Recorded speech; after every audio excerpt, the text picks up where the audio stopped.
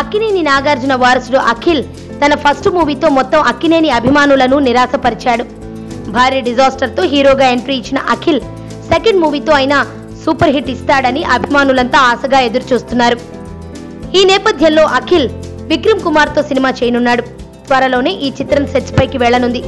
అయితే ఈ చిత్రంలో కథానాయికగా ఎవరిని తీసుకున్నారనే ఆసక్తి అందరిలోనూ ఉంది. తాజాగా అందుతోన్న సమాచారం ప్రకారం ఈ సినిమాలో ఇద్దరు నాయికలు ఉంటారు. ఒక కథానాయికగా మెహ్రీన్ ను, మరో నాయికగా అనుపమ పరమేశ్వరన్ ను ఎంపిక చేయాలనే ఆలోచనలో ఉన్నారని అంటున్నారు.